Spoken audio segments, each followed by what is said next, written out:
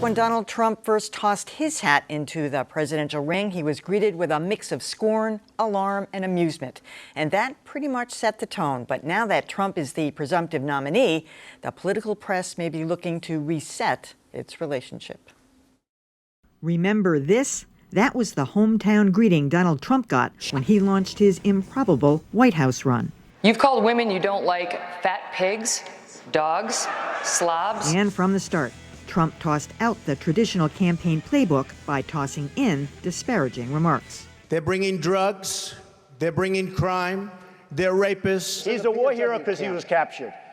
I like people that weren't captured, okay? Donald J. Trump is calling for a total and complete shutdown of Muslims entering the United States. And there were plenty of media doubters who dismissed Trump as just a flash in the pan. I think he's not going to get the nomination. Can we all agree on that? Donald Trump, who is not going to be the nominee. He is not going to be the nominee. Voters clearly had other ideas. And after his Indiana knockout, Trump is officially the last man standing. Even the press is getting used to calling the Donald the presumptive nominee.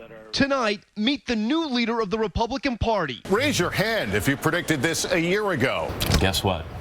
He's the Republican nominee. Adversaries within the GOP party now climbing aboard the so-called Trump train.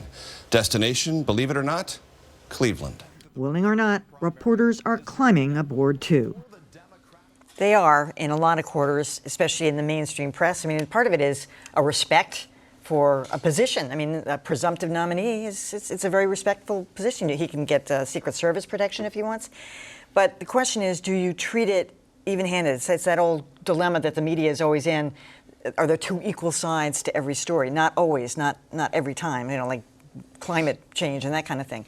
But, there's and as you have pointed out, Dan, there's been some pushback about this, whether the media should continue to be scornful or whether they have to treat them equally. Well, I mean, they have to treat them equally in the sense that there are two major party candidates running for president now, and they both need to be covered as serious aspirants to the position.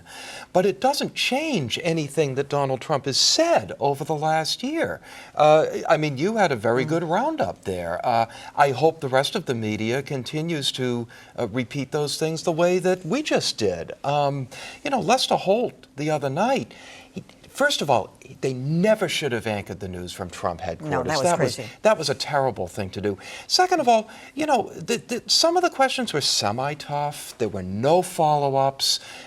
He asked him, you've said things about Mexicans that were difficult or something. I forget the exact phrase he used. No, you called them rapists and criminals. Let's keep repeating that. But instead, there's this urge to engage in a false equivalence here, and it's I don't like it. Not everyone all at once, right? I don't know that I buy the idea that there is some sort of magic reset button that's being pushed. I mean, we showed examples of people saying he's the presumptive nominee, and he is. But that doesn't, wipe from our memories everything he said and done over the course of the campaign, nor do I think it should.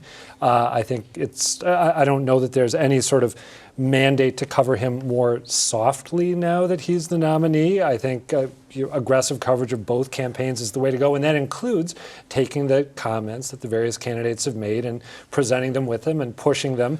And in Trump's case, he just happens to have made, I think, many more comments that are eyebrow raisers than Hillary Clinton has. So I'm not sure I buy the idea that there is a reset or that there should be. I mean, I don't think this is complicated.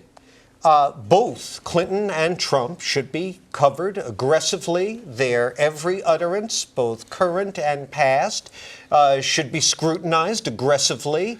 Their efforts to lie and spin should be dissected and exposed. Nothing really complicated about it.